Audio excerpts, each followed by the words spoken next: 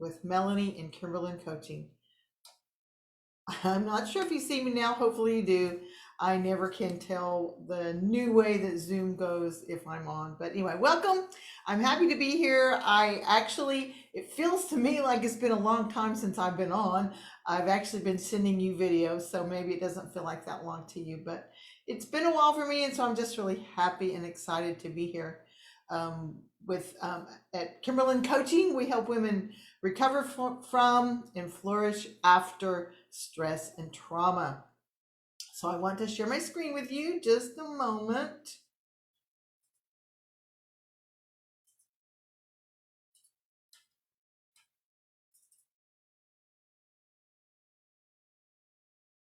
Okay, I think you can see this.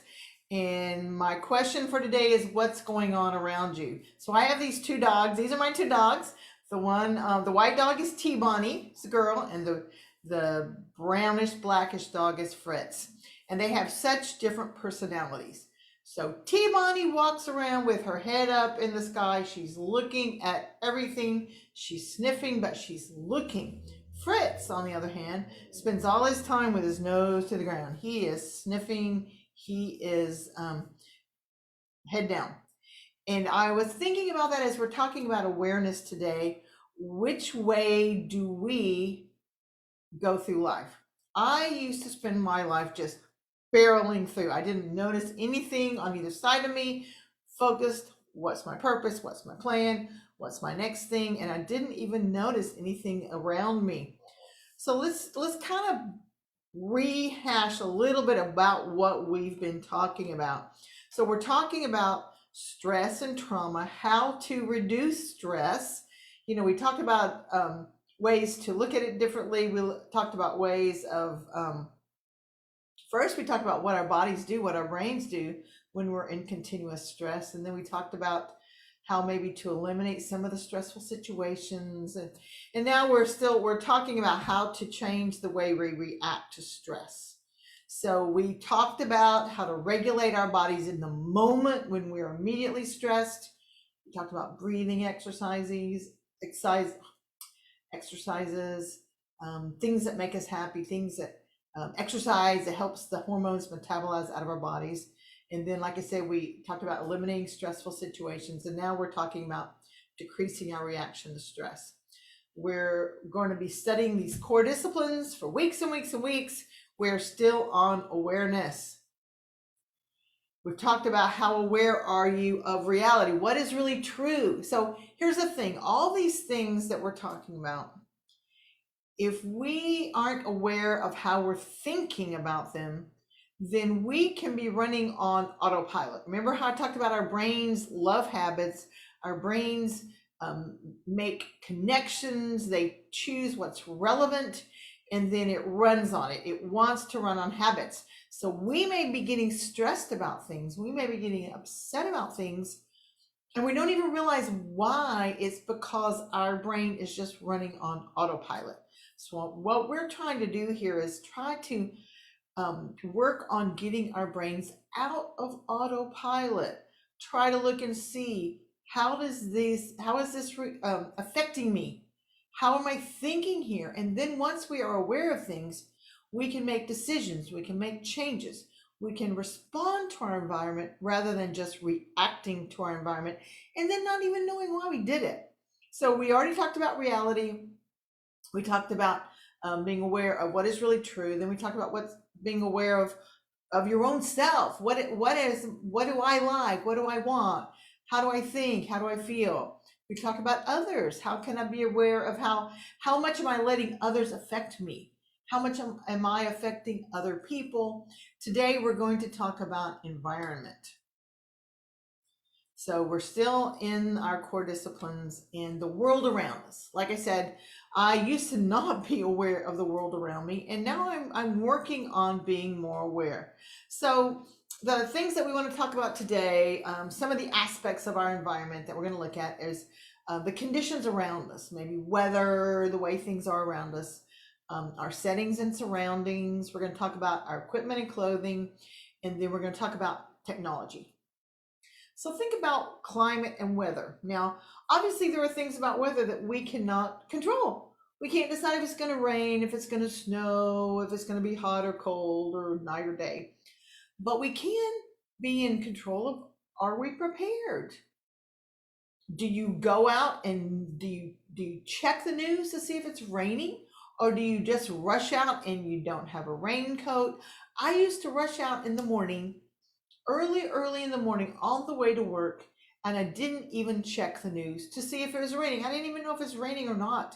One morning I actually flooded my car. I drove into deep water, and part of that was because I just wasn't noticing.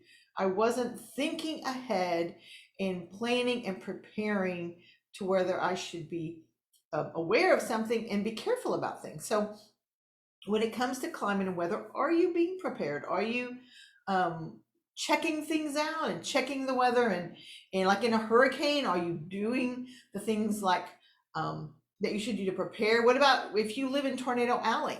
So if you live in Oklahoma, I can guarantee you that if you have a storm shelter, you're going to be less stressed than if you don't have a storm shelter. Remember, the idea of all of this, how can we be less stressed, right? If I've got my raincoat, I've got my umbrella, I'm ready to rock and roll, I'm not as stressed as if I'm sitting there being soaked to death, which could have been prevented if I would have taken a little bit of time beforehand.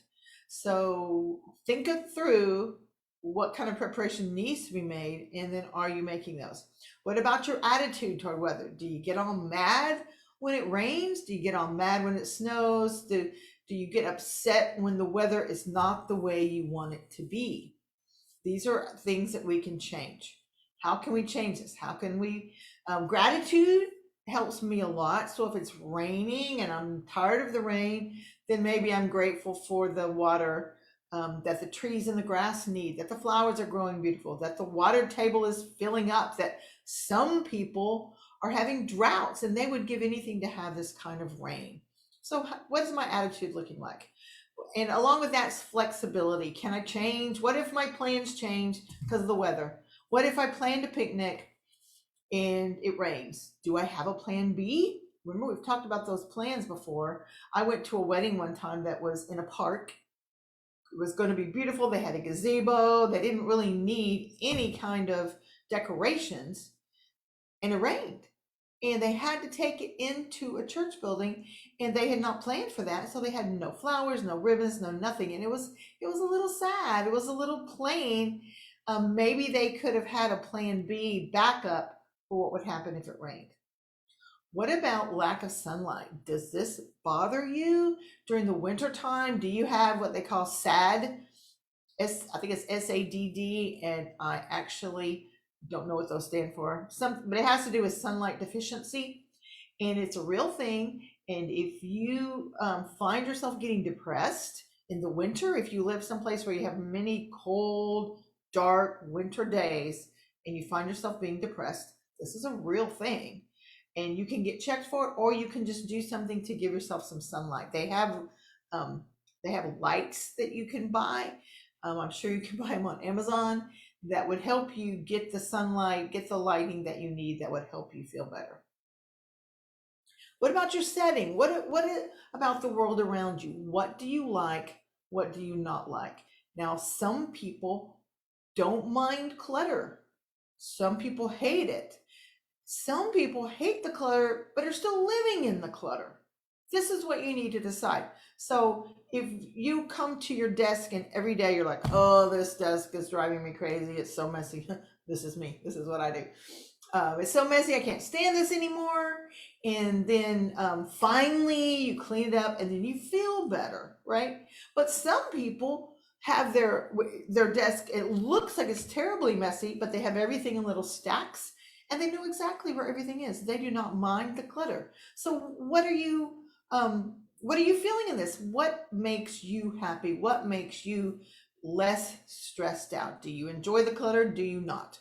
What about the natural light? What about lighting in your home when you're trying to work? Especially you've been working from home all this time lately. Are you just using dark lighting and you're struggling to see? This causes stress. Do you need to buy some new lighting? Do you need to buy a new lamp? What do you need to do about that? What about traveling to and from work or play? And mostly it's work is what's bothering us. What if you have to ride the bus? What if you have to drive in traffic? Are these things stressing you out? I know a lot of people that driving in traffic stresses them out. And I can't say that it never stresses me out, but a long time ago. So I used to have to drive to downtown Houston every day for many, many years. Now I still work for the same firm, but I work from home. But every day I'd be driving in this Houston traffic. And every day I'd get in the car and I would go, oh my word, I can't stand this traffic I'm driving in. And one day I found a book on tape. That tells you how long ago it was. Then I went to books on DVDs and now I use digital files.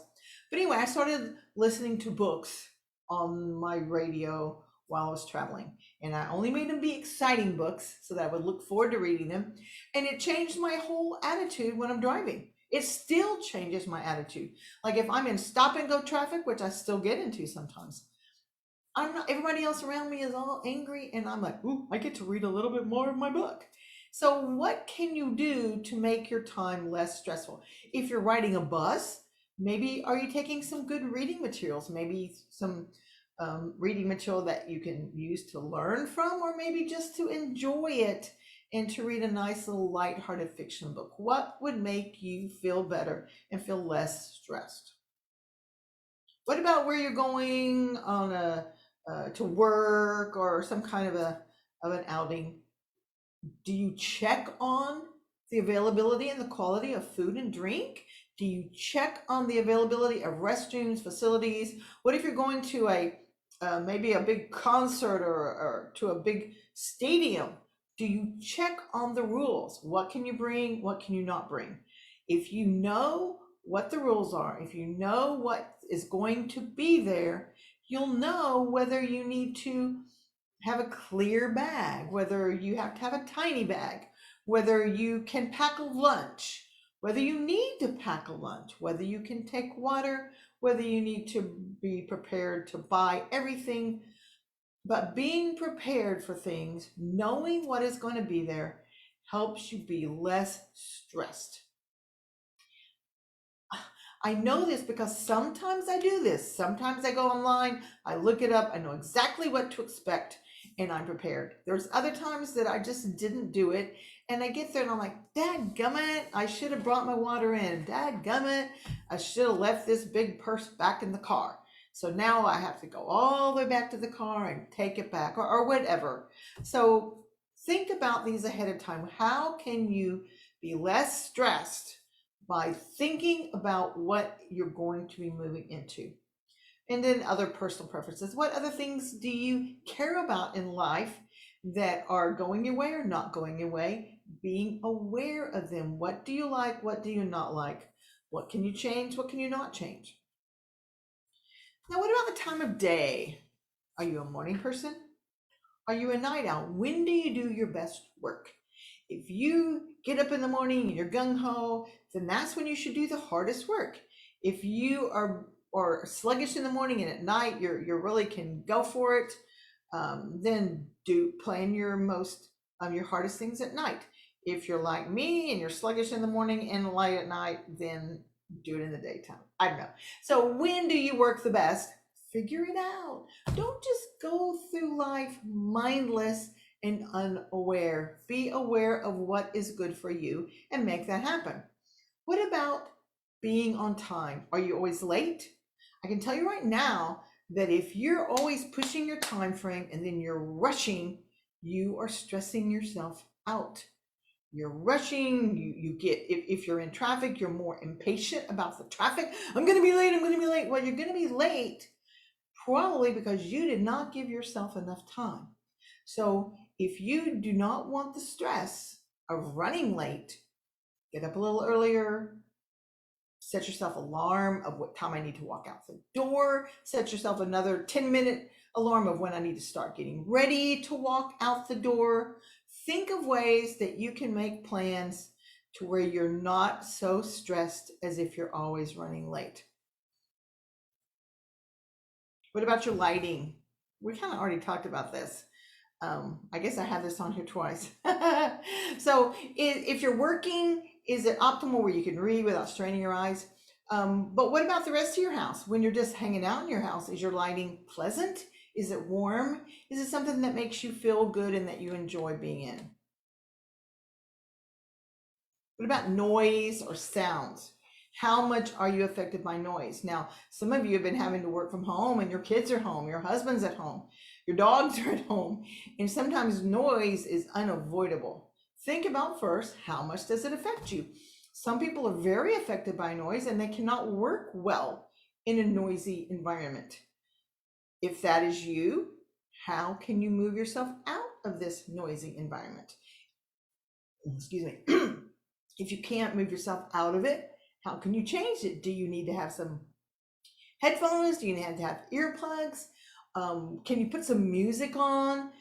I have found that when I'm trying to write, I can't have like music that has words to it because I start singing the words.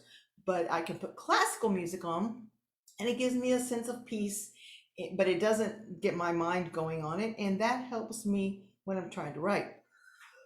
I'm so sorry. So think about yourself. How does noise affect you? How can you make your environment more pleasant sound wise? Do you like it being totally silent? Do you have some times in your day that are totally silent? Do you like having some music?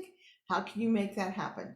What can you do to make your world more pleasant with all the sounds that are going on in your world? All right, the other personal preferences again, what things bother you? What things do you like that you don't have? What do you like that you're not doing? I love to read books. Are you reading books? No. Well, can you set aside a little bit of time? 5 minutes, 10 minutes, 30 minutes a day, a week to do some things that you like. How can you look at your environment, become aware of your environment, and make it optimal? Now, here, there's one more thing. Oh, no, it's not. There's more than one more thing. Talking about your clothing. Is your clothing appropriate? What I mean is, if you're going to work, do your clothes comply with the rules at your job, but also do they make you feel good? Do you feel like you look professional? You look businesslike? If you're going to a party, are you dressed in a way that you feel appropriate? You don't feel like, oh my word, I should have dressed up more. Or maybe you feel like you're too dressed up and you should have been more casual. Again, sometimes we have to ask questions and find out what is going to be going on at the place that we're going. What about your clothes? Are they comfortable? Do they fit? Have you gained some weight? So your clothes are not comfortable, but you don't want to go out and buy larger sizes because you're going to lose that extra pounds in the next few weeks. Or I know all this. Believe me, I've done all this. I know that when I'm wearing clothes that are tight, I feel uncomfortable and I feel more stressed. If I wear clothes that are comfortable, they're not an issue. I don't really think about it, and it's not one more thing to be stressed about. So you might want to spend a few bucks. Maybe if you want to go to the thrift store, if you don't want to spend much money, maybe pick up a few more clothes that are comfortable. Now, we've been working from home for so long. Sometimes we're dressed up top and we're comfortable down bottom. Whatever it takes. If that's what makes you feel good at home, wear it that way. Now, I know someone the other day that I read her online post, and she said that she gets up every morning and she puts her makeup on, she puts her clothes on, she puts her shoes on because it just makes her feel ready to do her day so that she can get more busy and work on her business rather than just being at home and feeling like this is just a day off and it's casual. So if you're working from home, whether it's entrepreneurial or whether you're just working at home from your job, what can make you feel the most prepared and most ready to work for the day? And what about makeup? Okay, so here's the thing with makeup. It depends upon you. So there was a time in my life I was feeling kind of depressed. I was kind of fighting depression.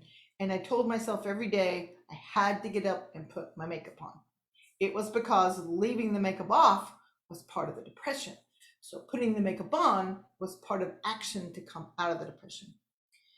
Now, if you have always felt like I have to have my makeup on before I can let anybody see me, I have to have my makeup on before I can go outside, and this means because I'm afraid if people see me how I really look, they're not going to like me, I'm not going to look good, then maybe going without your makeup is a very freeing thing. So you have to decide for you. Is it good to wear makeup? Is it good not to? Do I wear my makeup here and do I don't wear it there? How can you use your makeup or not use your makeup in a way that makes you feel better about yourself? Equipment, technology. So are you the type of, yeah, if it ain't broke, don't fix it? You're using the same computer you had 10 years ago and you're like, oh my word, this is taking so long. I'm so frustrated. I can't get it to do anything. Yeah, maybe you need to go buy you a new computer. Are you cutting edge where I got to have the new thing every time the moment that new iPhone comes out, I'm on order? If you do that, you may be spending money that you don't need. You may find yourself full of that feeling of never happy because you never have enough, right? You're always looking to get the next things. Now, there's actually some underlying things going on here. So if you if you want to look at why you're this way, we can definitely talk about that. But right now, we're just becoming aware. What kind of person am I? Which way do I like it? And is the way I am thinking and acting causing me more stress or less stress? What about the price? Do you buy the cheapest thing and then it ends up breaking and it doesn't do what you want? Do you feel like you have to have the most expensive and you have all these bells and whistles, you never use them, but you spent money you didn't really need to spend? Or do you do a balance? Do you find something that will do the things you want it to do and it doesn't cost you an arm and a leg? Do you do research? Do you find out um, what is considered good or bad at reviews? Now, reviews aren't always, you can't really trust them because people tend to do the more negative reviews than positive, but it's still a good way to look at things and try to figure out which things work the best for you instead of just making spontaneous decisions, buying it, and then being sorry that you bought it. And once again, you're stressed because you're unhappy with yourself. Once we become aware of how we feel, how we think, how we're reacting, we have choices. Choices are the most important thing. Probably all these videos that I make you for these past year are about choices. Once we become aware, we have choices. If we are looking at an environment and it's something that's not optimal, we can just remain a victim to it. Never fix it. We just keep on suffering and not changing. We can be a victim. We can be whiny, but never do anything about it. Or we can leave it. Maybe we've looked around, there is no way to change it. I'm going to leave, whether that's a job, whether it's a relationship, whatever. Maybe neither one of those. I don't want to be a victim, and it's not, leaving is not really what I want. Then you can just accept it. I don't like it, but I'm just going to make it not be a big deal. I'm not going to think about it. I'm just going to go on and just accept. Number four, you can change it. Maybe there are some things you can do in the environment to change it, in your work environment, in your home environment. Sometimes you change yourself, then the people around you will change. And then the fifth one is maybe change your perspective of the environment. How are you responding in this environment? Sometimes, again, you change your thinking, your perspective changes your behavior, and then maybe things don't change in your environment, but you change because you change your perspective.